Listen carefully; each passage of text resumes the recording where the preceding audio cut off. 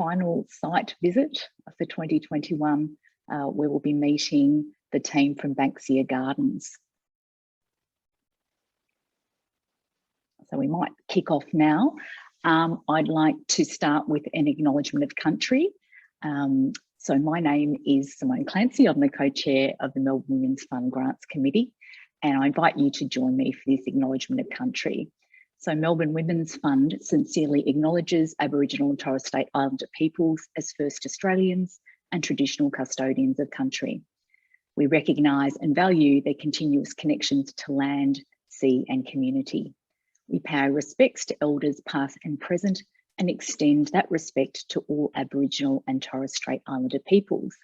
And I'm joining you from the Boonwurrung lands of the Kulin Nation. So before we meet the team from Banksia Gardens, just some quick housekeeping points. You'll all as attendees be muted throughout the session. We encourage you to use the Q&A button at the bottom of the webinar screen, and you can submit a question at any time, and I'll be monitoring those questions, and we'll aim to answer all the questions at the end of the presentations. You can use the chat function to make any informal comments as we go through and engage with other attendees and our presenters. And this meeting will be recorded so we can share with other MWF members and those who couldn't be with us here today.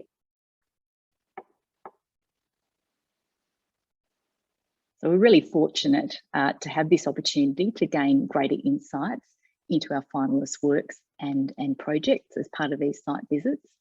So Banksia Gardens are seeking support for their Good People Act Now, or GPAN Schools Hub project, which falls within the Melbourne Women's Fund membership 2021 focus area of family violence.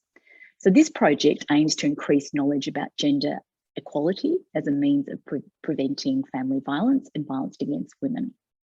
A key objective is to empower young people in the municipality of Hume to use their voice and raise awareness of this issue in their communities. So the Banksia Gardens team with us here today is CEO Gina Dougal, Gender Equity Coordinators Georgia Ranson, and Gender Equity Officer Emily Sporrick, and also Chief Storyteller Jonathan Chee. And we're going to start the presentation with Jonathan, who's going to provide an introduction to Banksia Gardens. Thanks, Jonathan. Thank you, Simone. Hello, everyone. We would also like to acknowledge to the traditional custodians on the land upon which we meet today. We're on the land of the Gunum Willam Bullock people, and we extend our acknowledgement to those elders past, present and emerging. My name is Jonathan Chee. We are in a 40+ year old organisation with strong foundations, which means that as we move through the building, we tend to lose Wi-Fi signal. So we've actually prepared a video to show you, just to give you a tour of the organisation and a quick snapshot of how we've developed over the years. I'm with Gina Dougal here, our CEO. She will be giving a brief update post that video to where we are now, particularly given the COVID era. And we also have Georgia Ransom and Emily Sporrick as well, who will be talking about GPAN and the GPAN Schools Hub project. So I'm going to be sharing a quick video with you.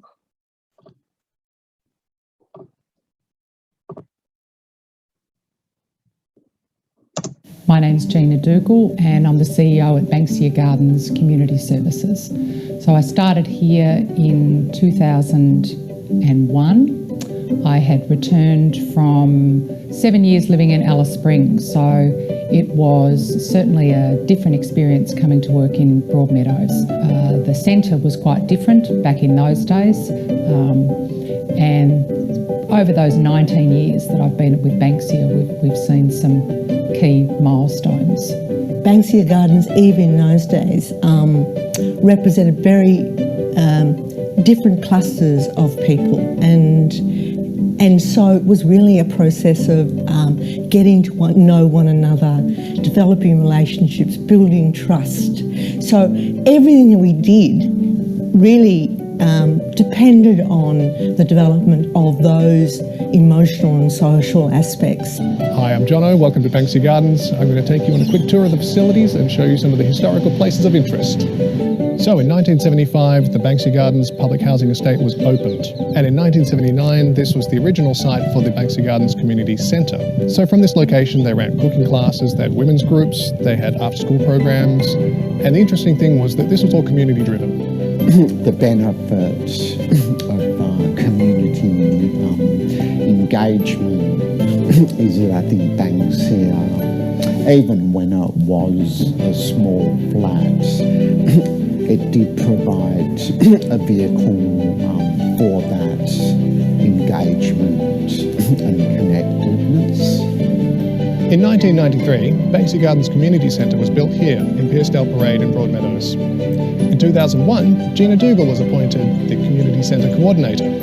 She came in, took over the reins, Captain, and the rest was history. For me, Banksia Gardens is a cold base of diversity, and it's a great example of human endeavour and human struggle for people collectively and individually wanting something better for themselves and their community. In the early 2000s, we established a range of youth programs, and in 2009, we delivered our very first school holiday program. In 2009, we also established this beautiful community garden. I think that we run some of the most impactful and important programs. For example, our study groups. So every 3 days a week in here, and another couple of days in some other places where we run them. Young people can come here and they can get academic support, they can get sport and recreation, they get a place where they can interact with other young people. And I think that has an enormous amount of value in terms of their future chances of succeeding academically. In the last 5 years, some of our flagship programs have been GPAN, or Good People Act Now, our Prevention of Violence Against Women program, and Project Real, our very own primary school.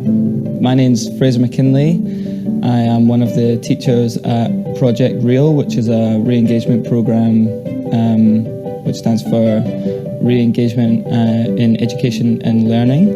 Even since I've been here in the last year and a half, there's been so many changes in our structure, in the way we deliver curriculum and what we deliver, and reasons why, because we've gone through so much training and understanding around the brain and the developing brain, and just trying really creative ways to engage kids to eventually get them back in school. In 2011, after building a $1 million facility, we became an eco-demonstration centre and a leader in environmental practices. That's better. 2017 was a big year for Banksia Gardens Community Services. We had the Second Chance project, which started in 2017, the soccer pitch which opened, the Broadmeadows Community Youth Justice Alliance project, and that was launched with the opening of the Alliance Hub building, and of course Banksia Gardens were the winner of the Learn Local Award, and we started the social enterprise Common Bean Cafe. Cheers, Bodie. It's good coffee. I always thought that it was important that the organisation, the Tenants Association and the workers was very much a space for women and children. And I think that there were a number of local residents who were women who were great models for what could be achieved through collaboration. So they were inspirational people because of their tolerance and their respect and their openness. They were really important attributes that each of those really inspirational people had. So, we've come to the end of our tour. And as you can see, we've had some recognition over the years. But what we value most is when we see that we've actually made a difference in our community. Happy birthday, Banksia Gardens. Thanks, mate. Thank you. Banksia may be, in 2019, 40 years on, an organisation that has grown significantly, but at its core, it is still absolutely the same organisation with the same values and the same set of connections that it was in 1979. I think that's the biggest lesson for me, is really you can have all of these accomplishments, but you know, if you can actually make an impact on another person's life, that's the best thing that you can do.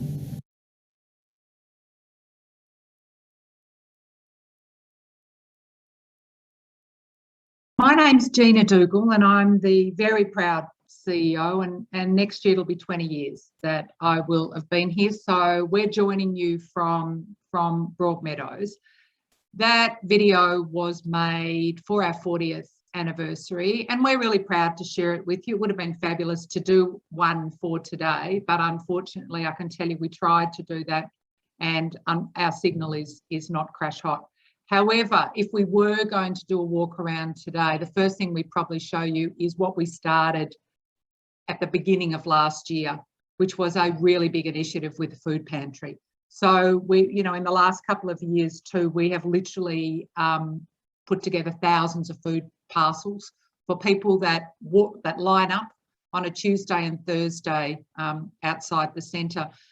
All of that was pretty much done fully subsidised, so we found it really difficult in the last couple of years to get funding for many of the initiatives that we've had during COVID, which included computer refurbishment program. Again, no money for that, but we've been able to refurbish about 800 computers that have been donated from local government, from a variety of people, and given them to families that live in Broadmeadows that have really struggled with their online learning, just to make sure that they've got a computer at home as well. The other thing that we've done is in partnership with DPV Health, the major health providers, we've been a COVID testing site and a vaccine site here as well over the last couple of years.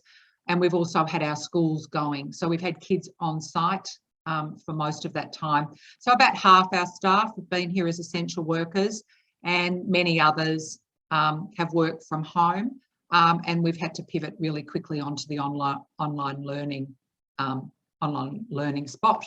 I think the only other thing to tell you before I pass to Georgia and Emily is that most of the work that we've done during COVID has been, you know, with our own resources as well. When Jono talked about the $1 million facility, we don't own our facilities here. We went out to government and got them to build it for us, but everything is owned here by the DFFH.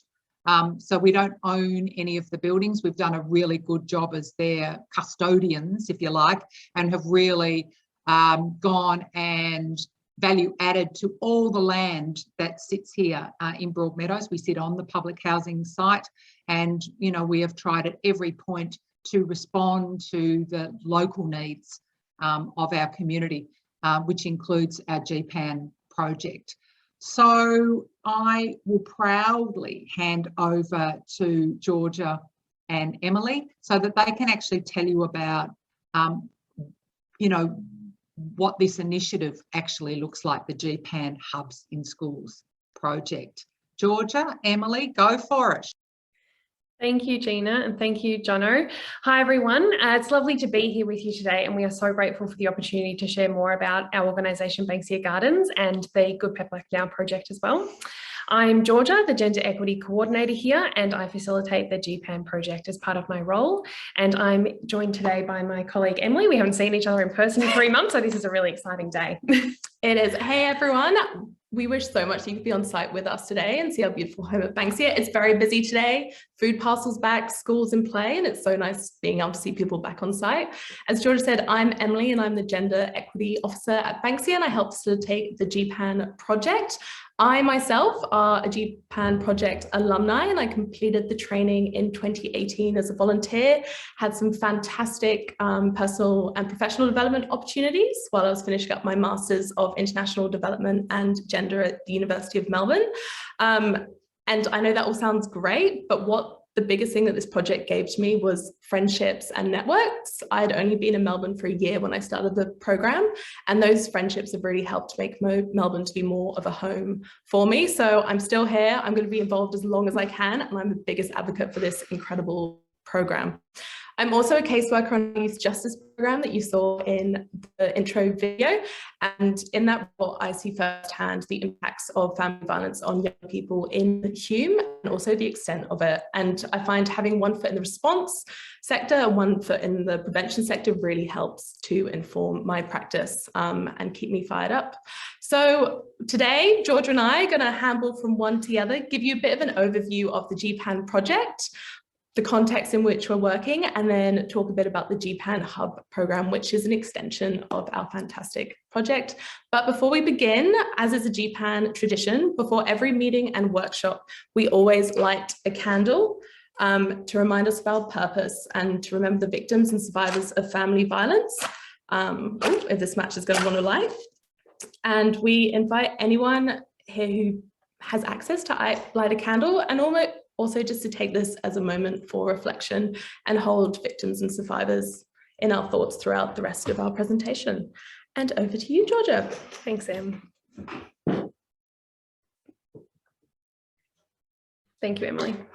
I found myself at GPAN in a very similar way to Emily. In 2017, I joined the project, the training that happens at the start of every year. There was a flyer that popped up on one of my university Facebook pages. This was my first introduction to gender inequality and family violence, and it was a very steep learning curve, but it really lit my passion for this work. And as you can tell, I'm still here today. Later in the year, I had the opportunity to undertake my final year student placement with the then GPAN project coordinator, Kelly Alexander. And that experience led to more opportunities with GPAN and Banksia Gardens. And in 2020, when the coordinator stepped down, I was offered the opportunity to take over the role. The GPAN project was founded by Banksia staff in 2014 in response to the high rates of family violence in Hume, which is our local government area here in Broadmeadows. Hume consistently has some of the highest rates of family violence in metropolitan Melbourne. As of 2020, the Victorian Women's Health Atlas has Hume as having the second highest rates of family violence in Metro Melbourne. We are just slightly behind Melton City Council at the moment, but please do keep in mind that even though we are no longer number one, rates do continue to steadily increase across all local government areas each year. So the Good People Act Now project is a youth-led action group based here in Broadmeadows, working to promote gender equality and prevent family violence. GPAN focuses on peer-to-peer bystander action, equipping young people with the tools to safely challenge harmful beliefs and attitudes that proliferate a culture of disrespect. Since it started in 2014, GPAN has trained over 300 young people, delivering a free 6-week training course for recruits from Hume and the surrounding areas each year. We estimate that all our trained GPANers through the years have then gone on to have an impact on over 5,000 other local young people. Many GPANers choose to volunteer beyond their first year, and the opportunity to pay young people for their contributions as either permanent staff like myself and Emily, or contracted through contracted work, has allowed the GPAN project to be authentically youth-led. I think I've just noticed in the comments, GPAN does stand for the Good People Act Now project. Sorry for that. GPANers are equipped with the knowledge, skills and confidence they need to be active bystanders in promoting gender equality and preventing violence against women and family violence in their communities. So after the 6 weeks of training that happens at the start of every year, the Youth Action Group continues to meet fortnightly. We share dinner, although not the last couple of years we've been online, and we plan actions to undertake in our local community. In previous years, that has included working with other youth groups, sports clubs, attending local festivals, setting up our stalls there, and hosting our own fundraisers and awards nights, which we'll tell you a bit more about later. And we currently have 17 active GPAN members who've participated in training anywhere from between 2017 and most recently 2021. So the GPAN project model is based on current best prevention of family violence practice in Australia and based on the emerging evidence base as well. Our Watch, the national body for the prevention of violence against women and their children, has found that gender inequality sets the necessary social context in which violence against women occurs. The project focuses on the 4 actions that prevent violence against women, such as challenging gender stereotypes and strengthening equal and positive relationships. Our approach of having young people train young people in matters of gender inequality and family violence is the only such project we know of in Victoria. And I think Georgia and I can both say that we've been in very different settings, and the GPAN project is sometimes brought up as an example of best practice. And then we get to be the proud team leader to say, oh, that's actually our project. We know all about that. Thanks for thinking we're so great. We think we're pretty great too. The reason we target young people is because they are the ones who have the ability to stop violence before it starts. And they're also best placed to influence their peers. The aim of this project is to arm young people with the skills and knowledge to be advocates for gender equality and prevent family violence. As these young people move into adulthood, we hope to see a shift in the alarming statistics in this country, one of which sees a woman die every week at the hands of a current or former partner. And it should also be noted that during COVID, the rates of family violence have shot up horrifyingly. Yep, definitely. Thanks, Em. On a lighter note, we are so very proud of our project, as you can tell, and the outcomes that we've had over the past 8 years. In 2019, Banksia Gardens won the Neighbourhood House Victoria's inaugural Fiona Richardson Award for Gender Equity for the work of the GPAN project. And to win an award in the name of the late Fiona Richardson, the former Minister for Women and the Prevention of Violence Against Women, it was a privilege and a testament to the whole GPAN team for their passion and their commitment to making a difference in their community. Emily and I have been speaking over the past couple of weeks in the lead up to this, and we agree that our proudest milestone has been the inception of the Eurydice Dixon Gender Equality Champions Award, which is quite a mouthful. If you're not familiar with that name, Eurydice Dixon was a young Melbourne woman who was raped and murdered in June 2018. The GPAN Youth Action Group felt this event required a strong and meaningful response. Eurydice's death was particularly felt amongst the team, not just because she was a young person like themselves, and she also moved in social similar circles to some of our GPAN crew, but because the perpetrator, James Todd, was at the time a 19-year-old local Broadmeadows man. The team, together with the GPAN steering committee, wished to send a strong response that young people of Broadmeadows care deeply about preventing violence against women and family violence. We say no to any form of violence and are actively working with other young people in Hume to create positive change in this space. In 2018, the GPAN team ran a fundraiser in memory of Eurydice Dixon and the other Australian women who had lost their lives to violence since her death. Over 100 people attended the feminist-inspired trivia questions, and the feminist-inspired trivia questions on women in history, sport, arts, and politics fueled discussion about the important contribution women make to society and why gaps in our knowledge about that contribution exist. In 2019 and 2020, we continued on with this tradition, and with the blessing of Eurydice's family, the GPAN team nominated to use the money raised through that event to establish the Eurydice Dixon Gender Equality Champions Award, which offers 2 $500 scholarships each year to other young people in Hume who are championing gender equity in their own lives. Over the last 3 years, as part of 16 days of activism against gender-based violence, GPAN has awarded 6 young people with the Eurydice Dixon Gender Equality Champions Award. Unfortunately, due to COVID-19 restrictions, our 2021 event and award ceremony will be postponed to June 2022. The winners of those awards, though, over the last few years have used the scholarship money to attend Girls Rock Band Camp, an international dance conference, enrolling medical classes hosted online by Harvard University, and to purchase equipment to pursue passions in music and film. We are so proud to have the opportunity to reward these young people for their commitment to gender equality and to help them further their personal and professional development. Mm-hmm. So this has been, Georgia's given us an overview of the GPAN project, and the GPAN Hubs is really an extension of that project. So taking all the knowledge and expertise and mistakes that we've learned as well and putting them into this fantastic new project. So we applied for the signature grant to fund a new pilot program, GPAN School Hubs. The GPAN School Hubs project has been a dream of ours for many years and is based on the successes we've seen through the original GPAN model Georgia described, and also feedback that we've received as part of our evaluation processes.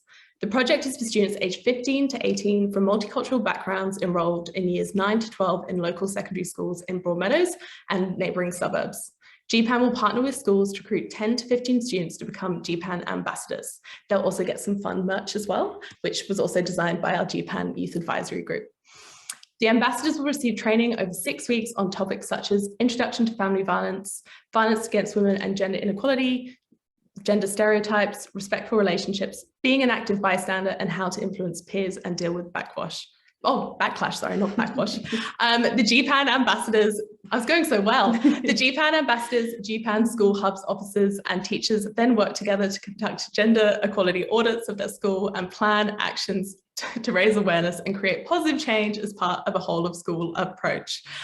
In the past, we've worked with schools to give one-off presentations to whole year levels, and whilst they've been fantastic, we found that this approach doesn't provide long-term change work, and it's important to deliver this information over a number of sessions and continues to support the students and staff over a period of time. The GPAN School Hubs is designed to complement the Victorian Respectful Relationship curriculum. Through our close relationships with the Department of Education and Training, Respectful Relationship Curriculum Liaisons, we know that schools are hesitant to roll out topics 7 and 8 of the curriculum. These 2 topics focus on gender and identity and positive gender relations, which include all the topics that GPAN is well versed in. The GPAN School Hubs fulfill what's been termed the critical friend role, that is, organisations who specialise in these areas and can assist staff to deliver the more sensitive and tricky content. We will work with 5 local secondary schools to train 10 to 15 student ambassadors in each school to activate student voice. Some may think that we could have a wider reach by including more students. However, we know that we are able to build a better rapport and have a greater influence on students by limiting the number of people in the room. And this is what we've seen from the GPAN project, that it is about the content that we're teaching, but it's also about building those relationships between young people and having a support group that they can rely on, especially if they're dealing with some of the tricky things that come up when you're covering these topics. The ambassadors will be armed with knowledge and confidence to advocate for gender equality and the prevention of family violence in their school. Just as the GPANers do every year, so fantastically, the ambassadors will engage with their fellow peers to continue to educate others on these important matters. Their reach will also stretch beyond the life of their involvement with the project as they continue to be advocates and active bystanders within their personal networks and wider communities.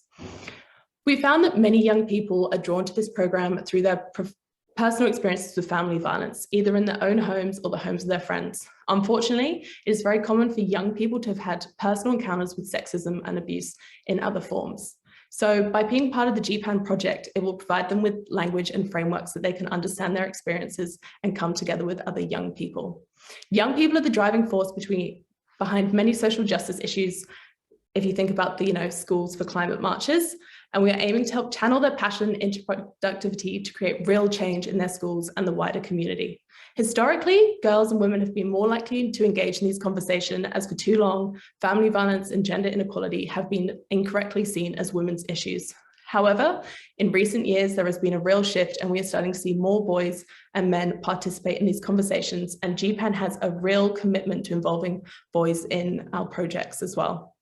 This year, GPAN started a partnership with Fitzroy Football Club, which was a player-led movement demanded by the players for more education around respectful relationships, family violence, and violence against women.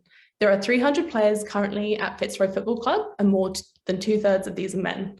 Through the GPAN Hub's recruitment process, we will work with school staff to ensure gender parity amongst each ambassador group, as we know the importance of having all voices heard, particularly in the fight against family violence. Thanks, Em. As with the GPAN project, ongoing evaluation will of course be at the forefront of GPAN School Hub's rollout, with the aim of delivering the best project that we can.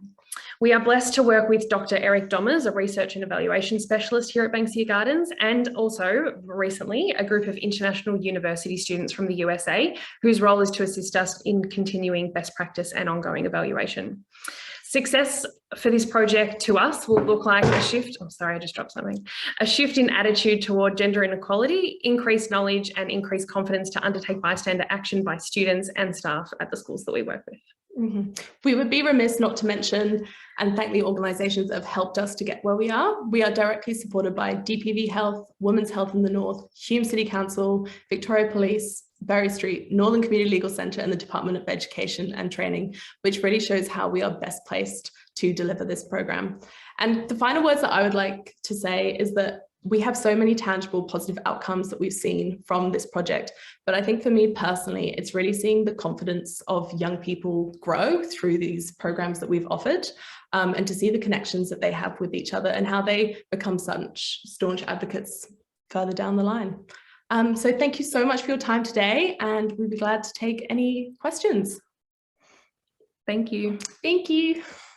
Thanks, ladies, and it's so fantastic to hear. I wasn't aware that you're, previous alumni of the GPAN program, and obviously your passion for your work is, it's so evident in everything that you shared with us. And that was a very, very comprehensive explanation of the program. We almost don't have any questions, but we do have a good one. So Christine wanted to understand a bit more about how the ambassadors will be empowered to influence their peers, because you can imagine that they might find themselves in some difficult circumstances with peers that perhaps aren't as receptive to some of the messages. Of course, thank you. That is a great question.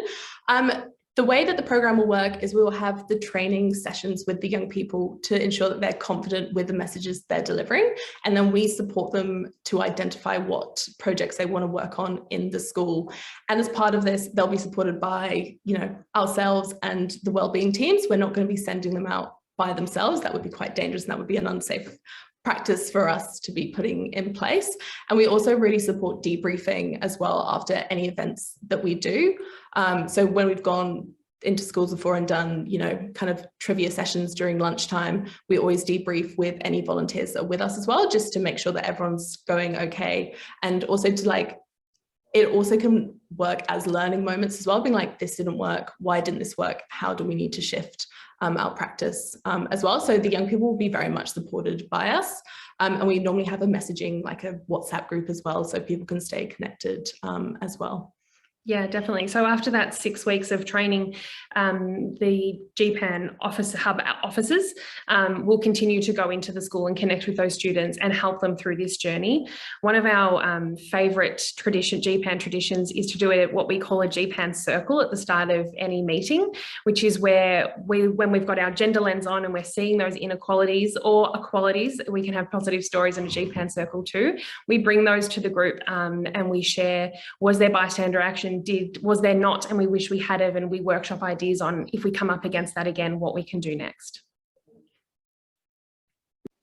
Wonderful. It's really good to know. So it's great to hear that the program is going to involve young men, and that was a shift for Melbourne Women's Fund this year, that we were looking for programs that actually did involve men, that were obviously targeting women and girls. So it's fantastic to see this program come through as a finalist. Do you know what the gender split is going to be, or do you have goals in terms of target for men and women involved in the GPAN School Hubs program? Yeah, that's a great question. And with the GPAN School Hubs, we envision ourselves having a little bit more control. So with the original GPAN model, we just put it out into the community and whoever comes to the program is welcome.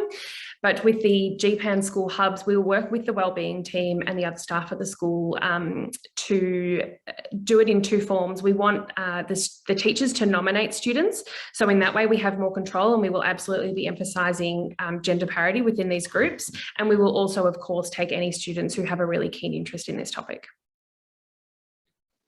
Wonderful. And I know I suppose a concern for all Melbourne Women's Fund members is our funding is for a year. How will this program be sustained beyond next year? Yeah, that's a great question too. Look, our hope is that after running this project as a pilot for a year, that we can shift to a fee-for-service model and work with those schools who are happy to fund the project to continue within their school.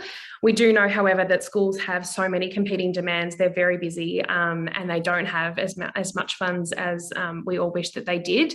So without funding, this project is likely unable to run. Of course, though, we will encourage students and let everyone in the community know that the original GPAN model will continue to run each year. So if in the very unfortunate case we can't continue, there's always GPAN training at the start of every year to work on as well. Great. I don't think we have, I think that's answered all of our questions. So thank you so much to all of you. Yeah, it's been wonderful, a real privilege to get a bit more of an insight into Banksia's work and the GPAN School Hubs program. Gina, did you want to say something, some final words? Did I see you putting up your hand? Look, I mean, just on the sort of the sustainability, we work really closely because we run, we've got our own flow, our own, you know, sort of school for kids that are disengaged. So we work really closely with the education department too. And certainly it would be my intention as well to speak to the education department to see where they can support schools to support this in that case. I mean, George is right. I mean, money is incredibly difficult. What they're also wanting, and many of the models that we've used over the years, is philanthropy or organisations like you funding us so we can pilot something. And our school, that was how we worked. That we had 4 philanthropic organisations. So our milestone projects here, the key programs, have that's how we've set them up. Is that philanthropy have helped us pilot and test this. And that's what we hope to do with this, is to pilot and test this too.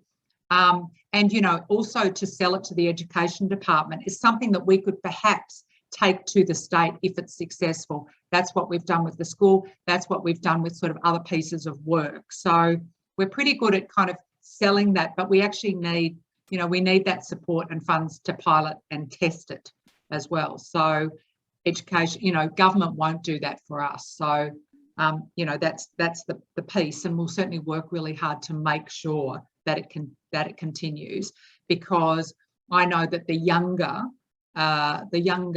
people are to this sort of training and messaging, and certainly our GPANers say, oh my God, I wish I had this years ago. That's what we want to do. So we'll work really hard to keep it going, but we kind of need that initial, you know, kind of please help us point. Understood. Thanks so much for that, Gina. Well, I'm going to wrap it up there, but before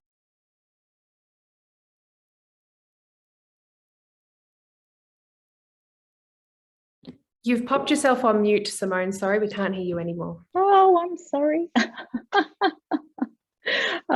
So our Melbourne Women's Fund Information Night video, which has information about Banksia Gardens community and all the other 2021 finalists, is now available on our website. And our grant awards celebration, which will now be fully virtual, is going to be held on Thursday, this time next week, Thursday the 18th of November. So I'm sure you've all got the date in your diaries, and please look out for further details on registration and voting. That should hit your inboxes tomorrow. And finally, look, thank you so much. Our sincere gratitude to Banksia Gardens community, all our finalists, and also to you, our members. Without our membership, our grants wouldn't be possible. And I look forward to seeing you all online at the awards night on the 18th of November. Thanks very much, everyone.